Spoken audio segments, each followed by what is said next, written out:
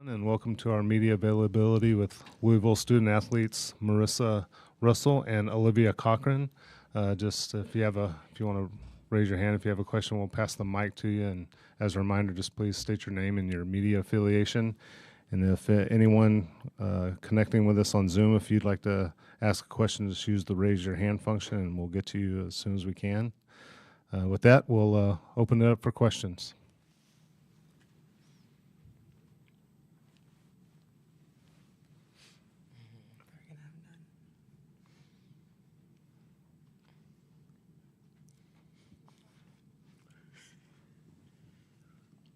Alexis Cubitt, Louisville Courier Journal. Olivia kind of talked about it a little bit on Sunday, but now that it's official, obviously, you guys will be going against Haley. You came in together. I guess, what's that like for you guys? Have you talked to her a little bit, and what's your relationship like now?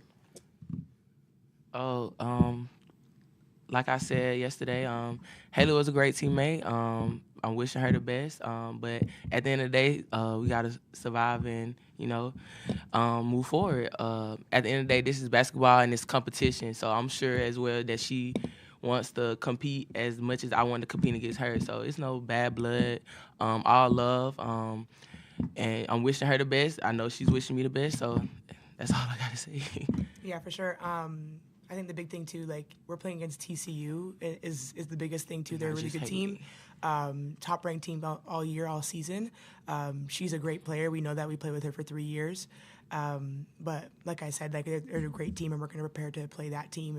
And we're just happy that we won the first round. Obviously, you're here last year when we were sitting up here crying. So I'm celebrating that and little things. I know Coach Walz mentioned it. Like it's Jada Curry's first tournament win in her career. So there's little things that we want to celebrate too. And then also what O said, like we wish her the best. We're going to prepare a great game plan, and we have great coaches, probably the best in the country. So we're excited to play another round, right? It's we know now we've been to 2 Elite Eights in the Final Four, and we've also seen a loss in the first round. So we know how precious these moments are. So we're just trying to enjoy every day and just kind of take it all in. Facts.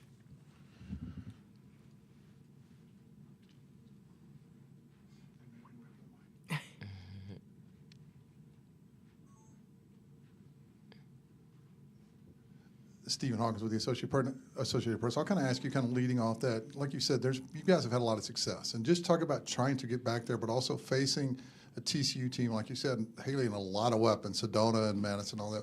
A team that's trying to get to where you guys have been quite a bit. Talk about just that intrigue in this matchup. Yeah, for sure. I could only really talk about us. Obviously, we're looking at their scout. Like I said, we were really focused on our first game and getting over that hump in Nebraska. So obviously, we focused our kind of our focuses on TCU now. So, like I said, our coaches are making a really great game plan.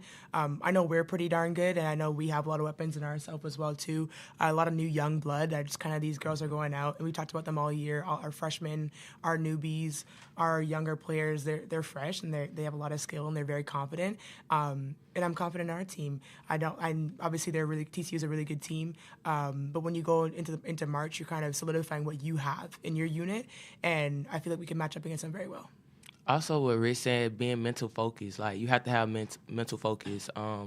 Knowing that we're not gonna have a lot of days to practice on what they're doing and stuff like that. So just having your mind ready and being together and making sure we have each other's back. That's only the main focus. That's how you survive in March.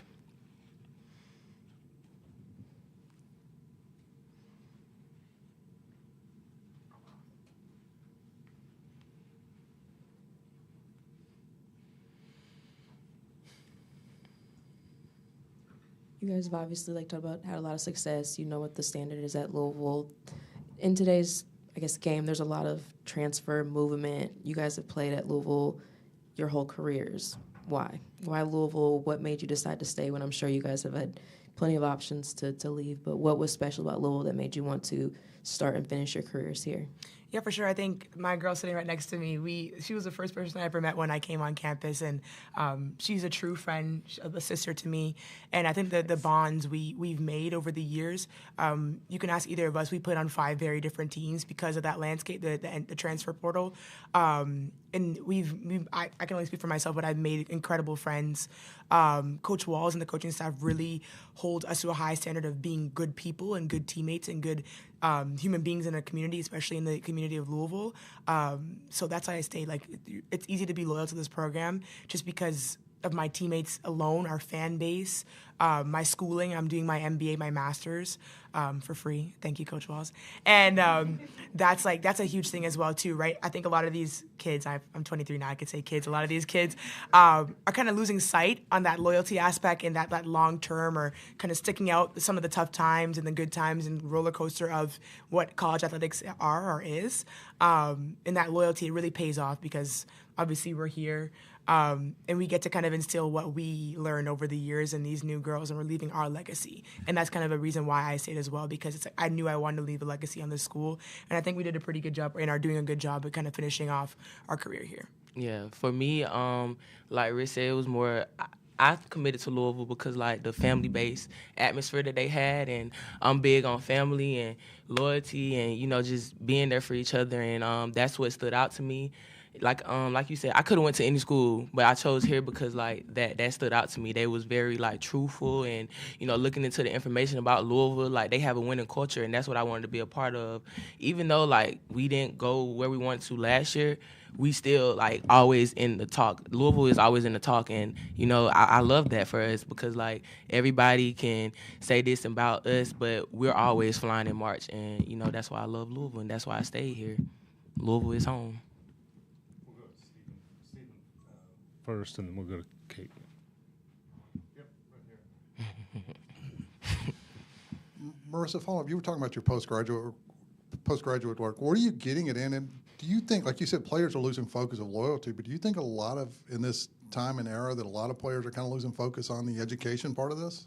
Well, I can really only speak for myself. Obviously, I'm the child of two immigrants that don't really have a post-secondary education. So growing up, it was never an option for me not to get a post-secondary education. And then obviously COVID was not a great time for the world, but it allowed us to have an opportunity to have another year.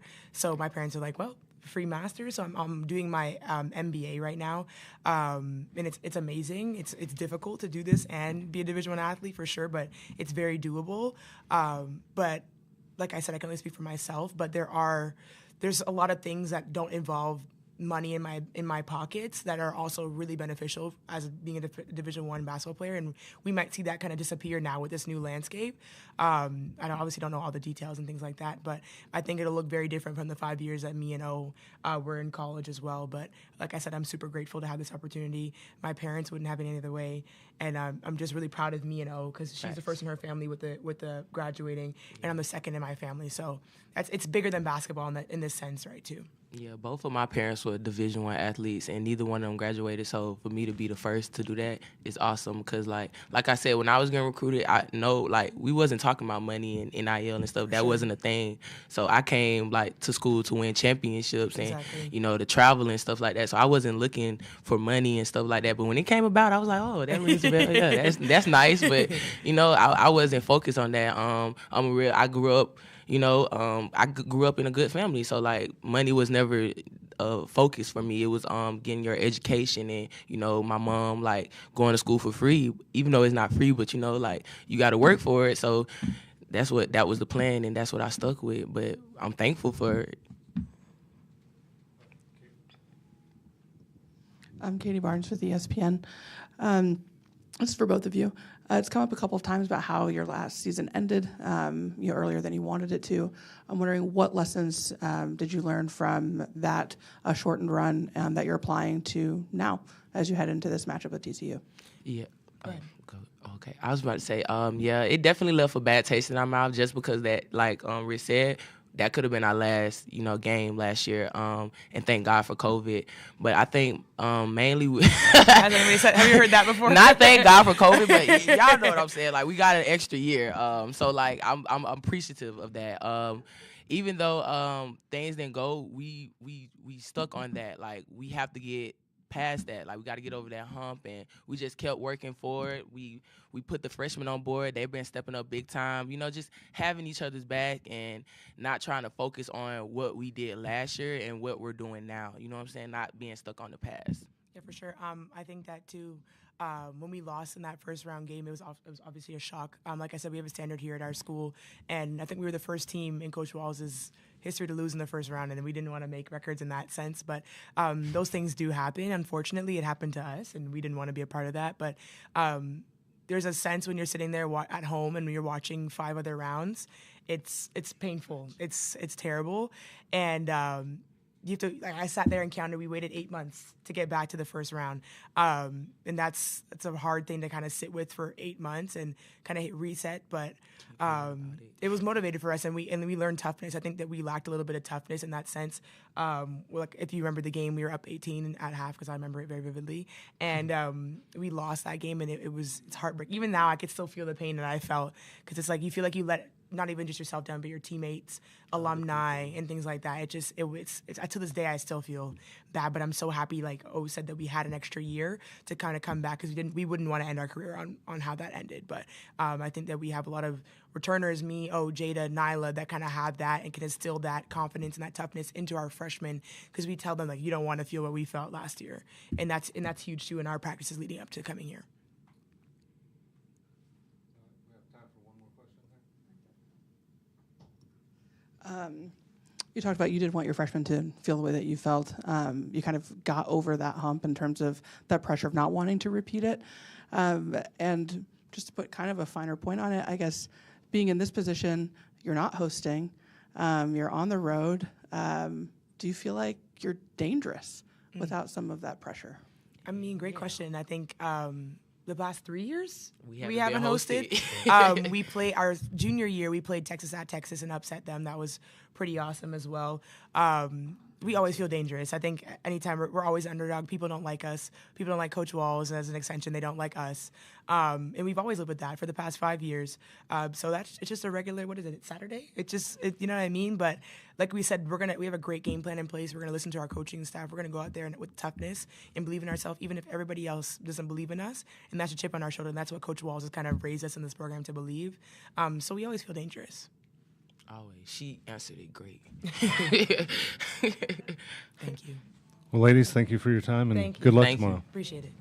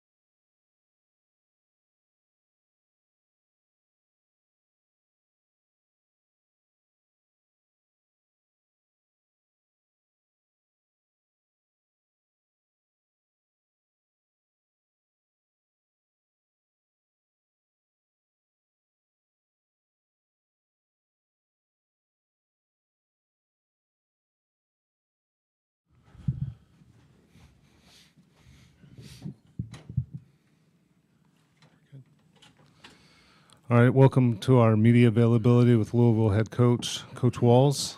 We'll go ahead and open it up for questions.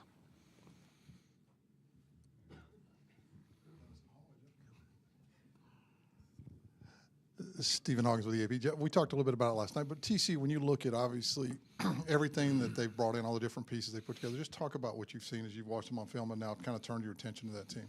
Yeah, they're a very good basketball team. They've got good, really good pieces all over the floor.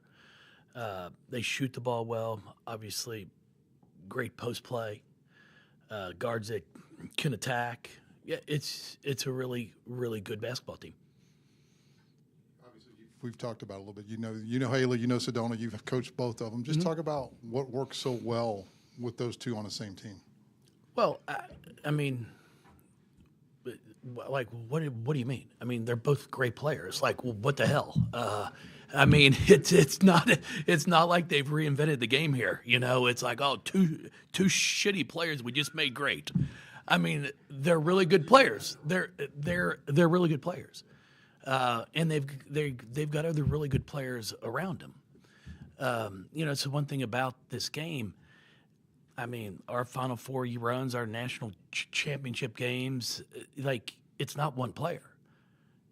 You know, Haley's freshman year with us, we had Dana Evans on the team that was a two-time All-American. You know, Liz Dixon in the post, who's still playing professionally. I mean, Kiana Smith, who's still – I mean, I can just give you the whole list of them. So it's not just two kids. It's the whole team. If it's just two, then it's easy to win. You know, but they've got a great complement of players.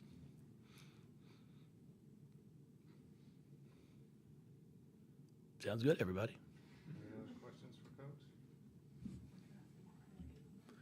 Well, you shouldn't have been late. I mean, what the hell? Are you kidding me?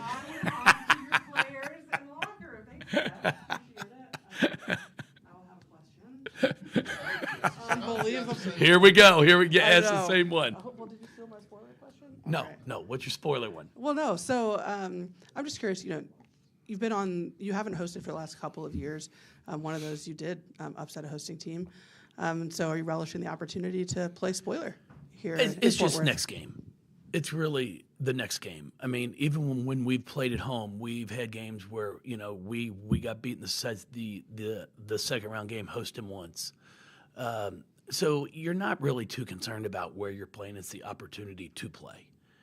And that's what makes this time of year so much fun. We're not going into it going, oh, we're trying to upset at somebody. There's 32 teams left, you know, after the games that are being played today. Everybody's good. And it's what I talked to our team about today at film. I'm like, you're not at a point of the season where it's like, okay, this team's bad. You know, there's 32 left. So everybody can play. You've got to play for 40 minutes. You can't afford to have, you know, a 3 or 4 minute lapse in the middle of the game where you forget what you're doing at the defensive end or you don't execute at the offensive end. You can't let one turnover turn into a bad execution on offense, not communicating on defense, and before you know it, it's an 8-0 run. You know, we're fortunate in last night's game because that's what took place starting the fourth. We had talked to our kids after the third going, hey, here's what they like to run, a flare screen, and they ran the exact same play and hit a three. Then we come down the floor. We have bad offensive execution. We don't score, and before you know it, they go on a 10-0 run. And then, you know, in 3.5 minutes, they scored 10.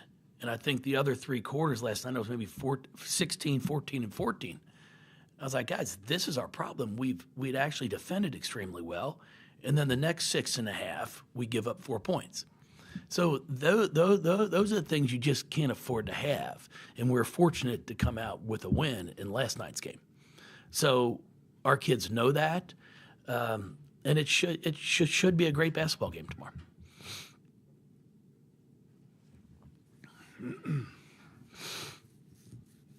Coach Chris Blake, TCU Radio Network. Taking on a program that's advancing to the second round for the first time in 19 years, you've done it a lot. What are some of the things that you've kind of learned over the 18 years with these 36, 48-hour turnarounds that make sure you're ready in such a short period of time? This time of the year, you've already done enough preparation. It's not like you're going to be you've already played against teams that will ice ball screens, hedge ball screens, double press, whatever. So you've already done that. It's just trying to make sure you go over some personnel in case there's some kids that you may have not seen before. But we've played against teams where they've got a shooter. So it's not like this is the first team we've played where a kid can shoot the ball. It's not the first time we played a team that's got a kid that can come off a ball screen and score. So it's different at the beginning of the year. Now it's just a matter of trying to make sure you take care of yourself. We have to make sure we execute on both ends of the floor, make sure, we keep the game at the pace that we want it to be played at. And that's what we talk to our kids about. It's nothing new. I mean, we're not reinventing the game for the game tomorrow.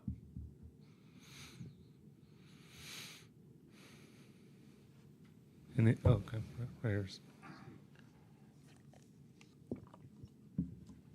Jeff, Marissa, and Olivia were here a minute ago talking about postgraduate work and all the stuff they're going to do in the classroom. In this day and era when so many kids are moving around, and I know that it's got to be hard to keep up your education when you're moving around, your degree path or whatever. What does it say about two girls like that and the girls that stay at one place and continue and take advantage of doing these educational opportunities? Well, I mean, excited for both of them. They'll always have a place to call home. You go 5 years. Academically, all this transferring stuff, I actually think it's got a positive side to it academically, because if you're not eligible, you can't transfer. And the old saying when I was in school, D's get degrees. Oh hell no, D's. You kidding me? You can't transfer if you've got a load of D's. They aren't going to transfer to another school.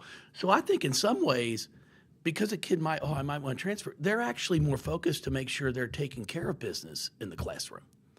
So in 15 years ago, if someone transferred, it was like, oh shit, what's wrong with that kid? Okay, there's an issue. Now it's almost like you sit here and you look at Olivia and Riss and you're like, what's wrong with those kids? They stayed.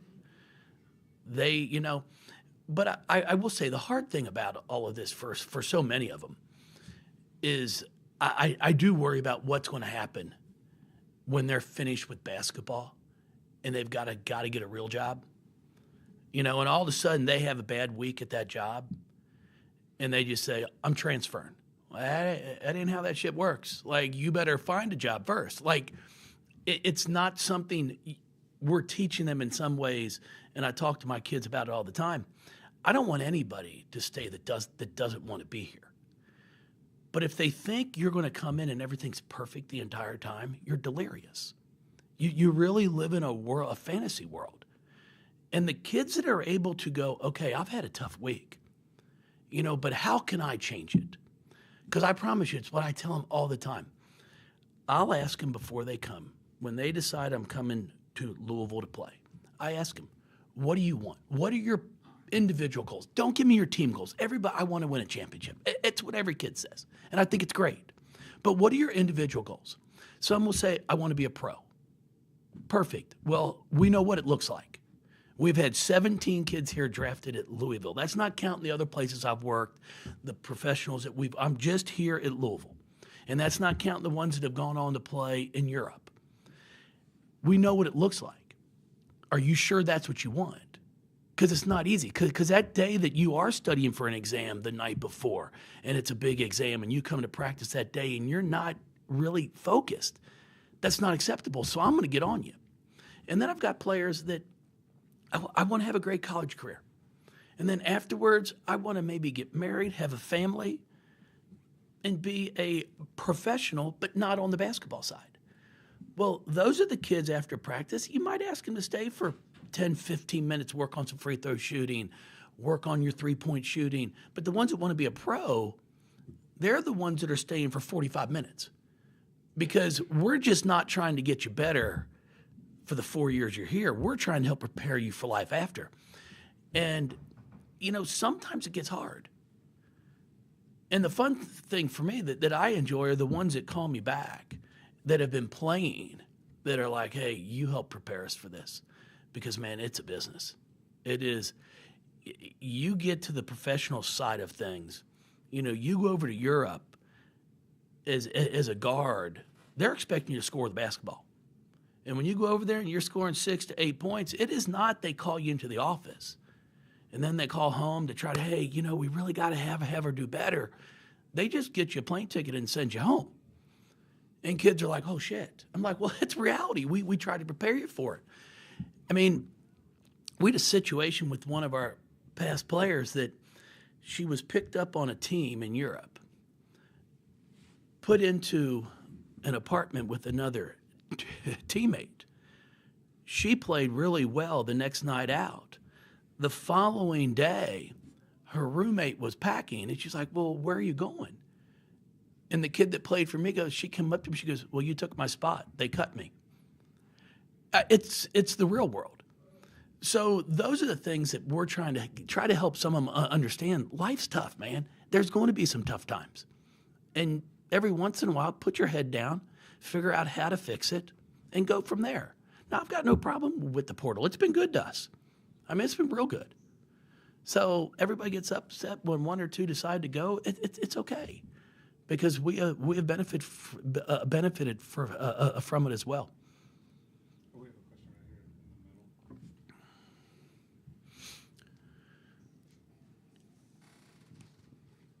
middle. Alexis Cubitt, Louisville Career Journal. Kind of going off the portal, Jeff, obviously you have 8 freshmen. Some have really shined, obviously on a national level. When it comes to player retention, is there concerns about that, or how do you, keep everybody together in this era where it's so easy to, There's no concerns at all. Some will stay, some will go. I mean, we do what we can as coaches and as staff. We give the best environment for them to be successful academically, socially, personally, and basketball. Everybody, a lot of them, I'd say they think coming into college is easy. I was the best player on my high school team.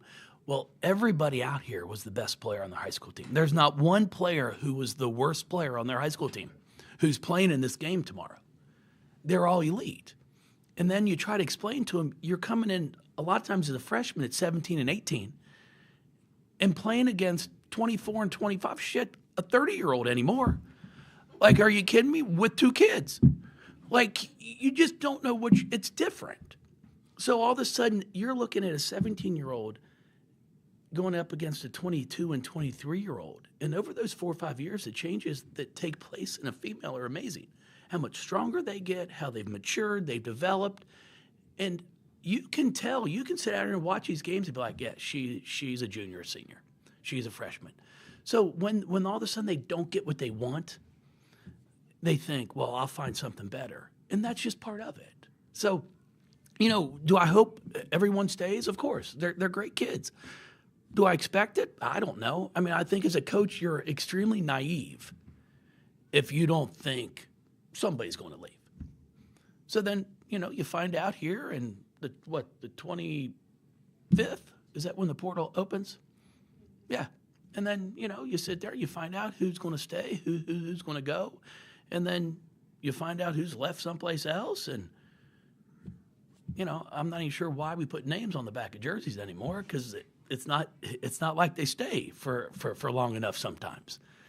So I'm not worried about that. We're going to focus on tomorrow's game. And then, if we're fortunate enough to win, we've got next week to prepare. If not, then we'll figure out what's going to happen. Jeff, in your last couple of answers, I heard you speak about thematically things that you value, like resilience and problem solving. Mm-hmm. How do you see those values reflected in the team that you're putting on the floor tomorrow? Well, I think you look at how we started the year at 6-5. We had some games. We had a game against Oklahoma at home where we're up 18 in the first half and lose in the last minute of the game. overtime game at Kentucky where we lost. But instead of just putting our head between our legs and going, shit, we're done, we just figured out, okay, what do we have to do to get better?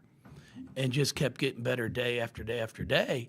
And it's the long game. We weren't just playing the short game. And I think that's why you see us still playing here today, because our freshmen have gotten a lot of experience. Our upperclassmen, we've learned, who excels at what on the basketball court. And when you're out there with as many new ones as we had, you're really trying to get a feel for, okay, where does she like the ball? Where does she like a ball screen set?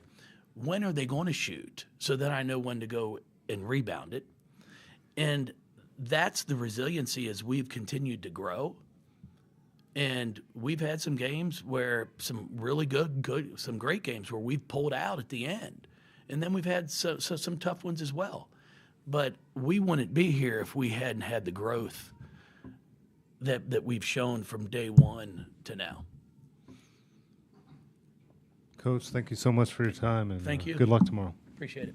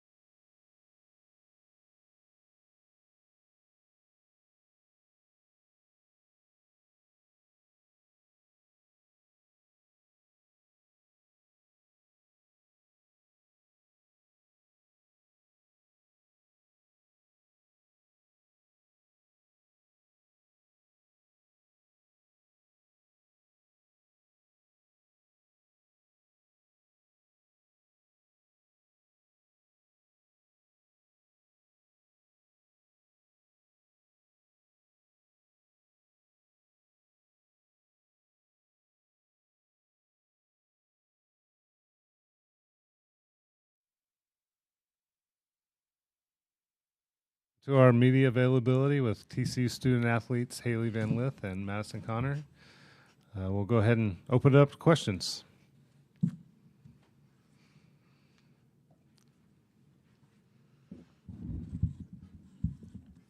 Haley, we can go ahead and get this out the way, but you're playing Louisville. Is there any extra emotion, any extra thoughts facing your former team? I actually am cool. You know, I know that I understand the media. I understand the narrative that's being painted. It doesn't necessarily align with where I'm at mentally or emotionally, and that's okay. It doesn't matter if people don't have the same perception as me, but I'm in a really good spot. I'm excited to play. You know, this game is much bigger than me and what I got going on. So, you know, TCU is looking to go to a Sweet 16 for the first time ever. So that's a lot bigger than whatever else the narrative could be. So I'm just excited to get to go play. It's going to be a great game time. We're probably going to get a prime time slot. So I love it.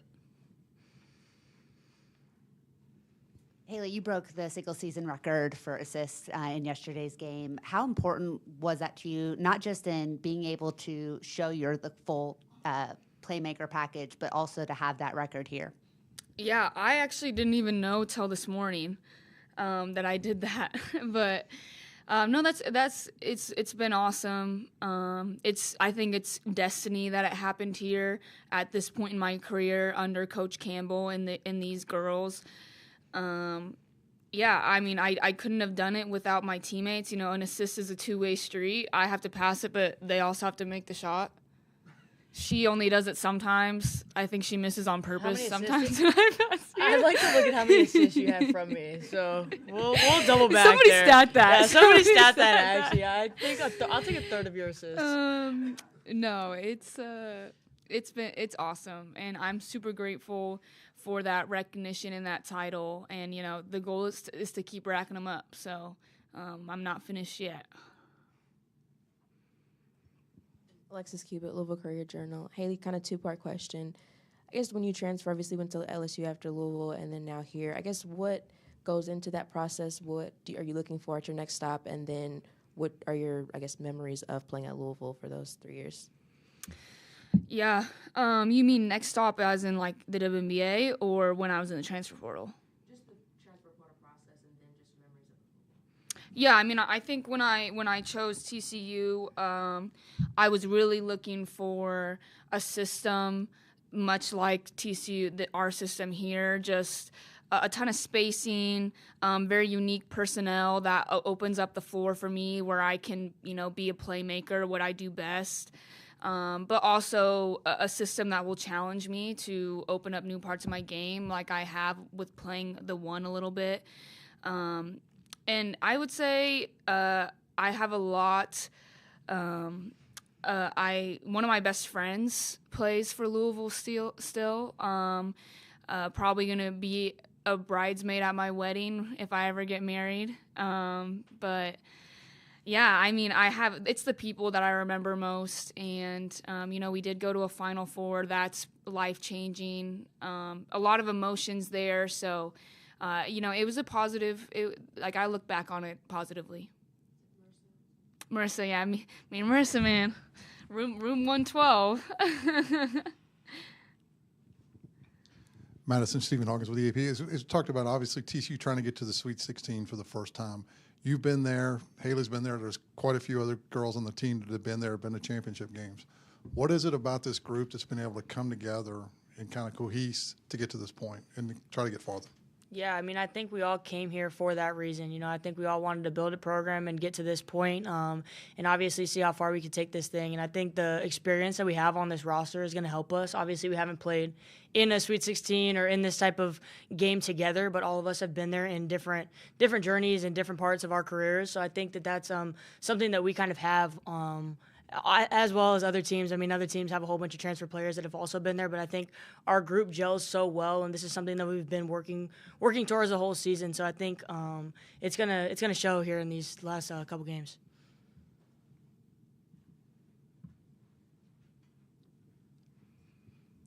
Chris Blake, TCU Radio. Madison, Talk a little bit about your development of your offensive game from, last year, a lot of three-point shots. Yesterday looked really comfortable in the mid-range. How has that part of your game developed in the 2 years you've been here? Yeah, I mean, it's awesome. I think it's definitely been a journey trying to develop my game as a whole. I mean, I came from Arizona where I was kind of just put in the corner and try to just knock down open threes, and that was kind of my role, and that's how I got playing time. So I think last year, Mark was trying to teach me how to come off the pick and roll, which I haven't done since high school. And I mean, high school is a whole different level than college. That wasn't my gift. And we spent a lot of time just working on that and just watching film and trying to develop that. And I think with all the injuries, I mean, I was kind of put in a position where I was kind of the only one that really could come off the pick and roll, and I really had to figure it out and be thrown into the fire. And I feel like I'm so obviously developing that. And I mean, having great players around me that kind of instill confidence in me and try to just help me and show me ways that I can get better at that has tremendously helped me. But I think that that's obviously still a growth area for me. But I mean, I can shoot the ball from different areas of the court, but to help my team usually is from the three-point line. But yesterday they were giving me some other things, so it was my job to hit those shots too.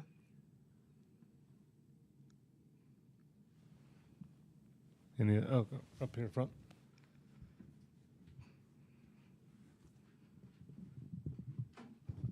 Thank you.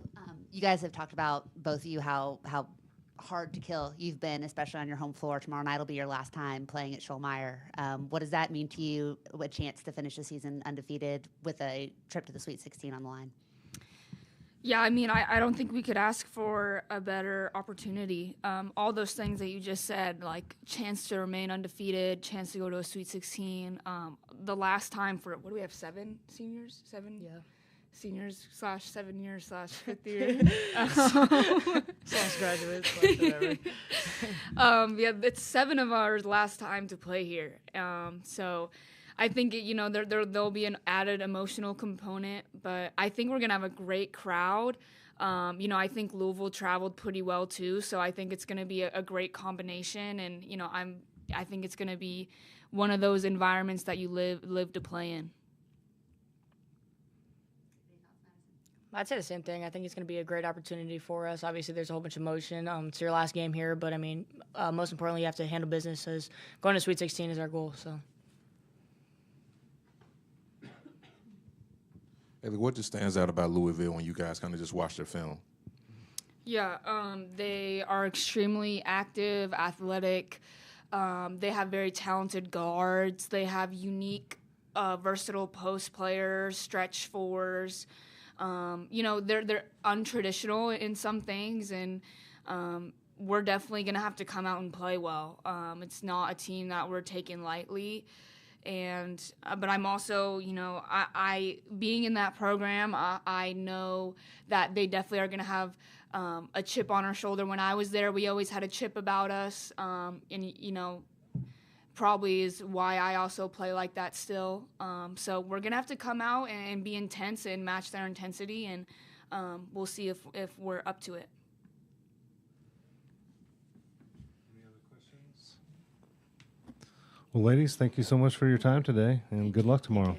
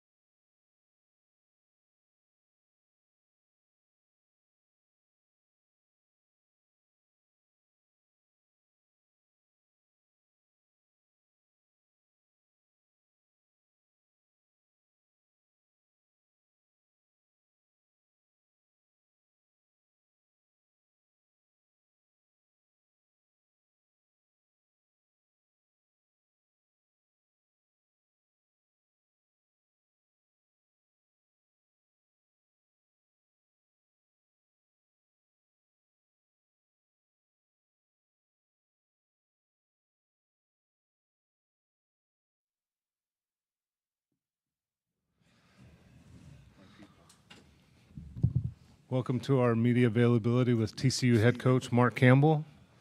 Coach, thank you for your time. We'll go ahead and open it up for questions.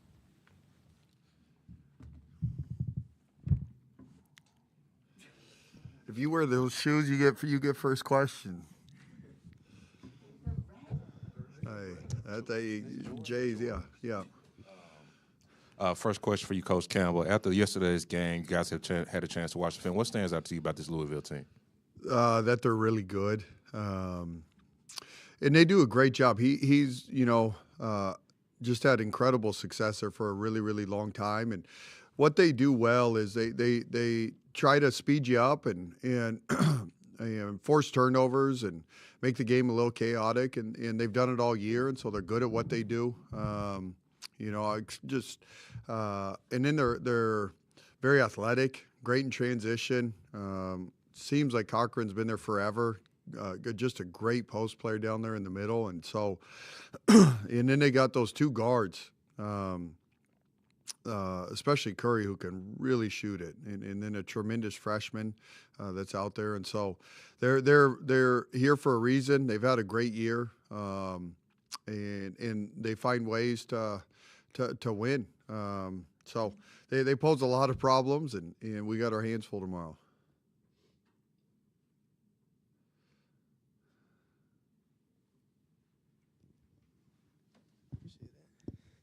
Coach, Haley broke the single-season assist record for TCU yesterday, and there's been a big narrative the whole year on how she's come and kind of unleashed her as a playmaker. How cool is it for you to see her break that record? Oh, one, I'm so proud of her and happy for her. I mean, majority of her college career, she's been a scorer, a guard that just an attacking guard. And what's been neat is that, one, she's been willing to be coached and be willing to evolve and grow, which is hard for young people. It's hard for anybody, though, to be open and willing to grow. And so that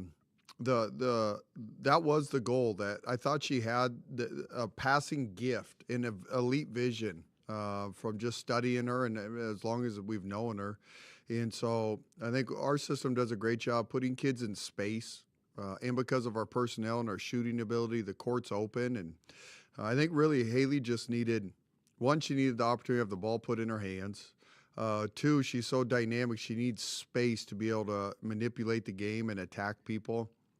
And so I'm really happy that it came to fruition. It was the plan, but Haley deserves all the credit for being in her 5th year of college. And think about what she did, like to break the single season all-time assist record as a brand new player that's learning a new coaching staff, that's learning a new system, and that's a part of a brand new team. Like, to do that's ridiculous. And there's a chance she breaks a single season scoring record on top of it. And is just an incredible leader. And she's finishing her second master's degree. I mean, holy cow. So she's crushing life right now. She's crushing the season. I couldn't be more happy for her. Nobody works harder than Haley Van Lith on her game, and nobody cares more about the game than Haley.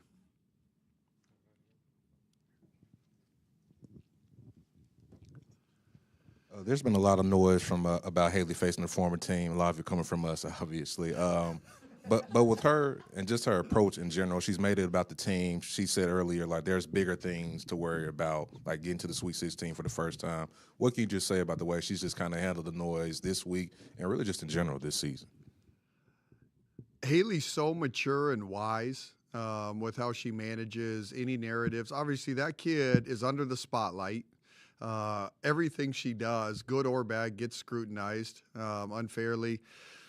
And she is able to manage all of it. It's incredible, truly, what she's been able to do. And this game, at the end of the day, it's TCU versus Louisville, period. And it's two really good teams that have an opportunity to advance to the Sweet 16. And, I mean, obviously, you guys, there will be storylines that are fun to sell and paint. But the game of basketball, it's 5-on-5. And so I do know Haley's going to show up and be laser focused because that's what Haley does. It doesn't matter who you're playing. It doesn't matter if it's a closed exhibition game in October. Haley takes that game as serious as tomorrow's game with the Sweet 16 berth on the line. That's her superpower, you guys. If you were to come watch her do an individual workout, if you came and watched her practice, if you watched her workout with her dad, if you watch her in the Sweet 16, Haley knows it is one gear, and that thing's full tilt. And so just excited. Two good teams, and I know our team's ready for this.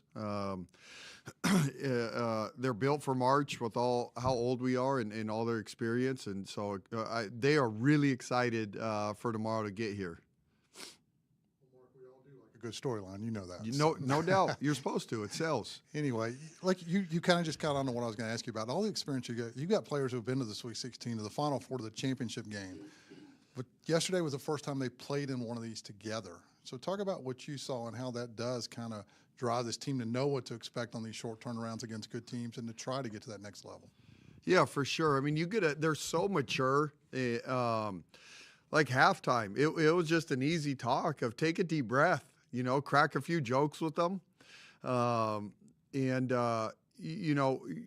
Because of their maturity, their age, understanding the magnitude of what's in front of us, how I get to coach them, how our staff gets to communicate with them it's almost like you're coaching a pro team in how you manage them. And so, it's just a blast. This group's very unique. I think they're one of a kind, and they're the oldest team in the country. And so, really yesterday I'm thankful, that we had an opportunity to work out the kinks. We had to earn the win. But that 2-week layoff is a long time of no games. And so I don't expect that tomorrow. And the truth is you can't. You can't spot a team the rest of the tournament a quarter for you to get going and work out the kinks. So I expect this group to be ready to rock and roll from the tip. So what's the best joke you told them at halftime yesterday? Oh, I usually make fun of their age. We're old. So anyways, I can't give any specific example. What happens in the locker room stays in the locker room, but usually it has something to do with their age. But this group is, you guys, I don't know if you, from being around all season, they are loose. They're fun-loving. Madison on the way out yesterday cracked a joke about someone needs to look after me, and she said, "Don't worry, his parents are here." They're like this all the time, but they flip the switch. It's incredible. The switch flips when it's go time, which is what makes them really unique. Tori Couch, TCU on a site. Coach, you talked about Haley's leadership, and you have Sedona and Madison-Will, who are leaders. How has their leadership kind of maybe rubbed off or been an example for players like Donovan Hunter and Taylor Bigby who are going to take that mantle next year? Yeah. There's so many ways leadership comes out. Like Sedona has a team over to the house often to hang and just spend time together. And she's a social butterfly, so she loves doing that, and the team loves going over there. And I think the example that those big three have set for future teams, those three are so talented offensively. If they wanted to complain about how many shots they get or how they're being used, they could, and not one of them all season. They just want to figure out how this group can maximize their gifts and talents. And that's so rare and so hard to do in sports, whether that's pro or college, high school, it doesn't matter. But if your three best players truly don't care about their touches, their scoring, and they play the game right, that's when special things happen. And so I hope that's the legacy that they leave behind for the kids that are taking the mantle. And it's a trickle-down effect, right? And it's with this year's team. Those three are so unselfish, but so is Agnes, so is Donovan, so is Bigby, so is Aaliyah, so is Una. Like, just keep going down the line. But those three set the standard, and everybody else has followed. This group they're just very, very selfless. You guys are undefeated at home. You have a chance to finish your home schedule with an unblemished record and a chance to go to the Sweet 16. We saw a great crowd last night, anticipating even more tomorrow. What does it mean to be able to have this historic opportunity here at Schollmaier? Yeah, I mean, just building what we've built to, I would love to know the attendance from our very first game here 2 years ago. Of actual butts in the seat, because it wasn't many. But as you build this program and put a product out there that's worthy, it's been neat that the basketball community in DFW has come out, and I expect an incredible showing tomorrow. But we've created one of the best home court advantages in college basketball. And the energy that we play with, a lot of that comes from the amazing crowds that we have. Yesterday, I think that was the 4th highest attendance in program history. Is that right? And so let's see if we can break the all-time record tomorrow is what we need to do. And obviously, how cool would that be? We've never been to the Sweet 16 in men's or women's basketball. And we have a golden opportunity to do that on our home court. So it's awesome. The team has earned these home games, over the course of the 3 months. Any more questions for Coach? Well, Coach, thank you so much for your time, and good luck tomorrow. Okay, see you guys. It's back to show. Hey, Nick, Gales and Frogs are at the same time again? Can you talk to the committee? What in the world? I can't watch my Gales.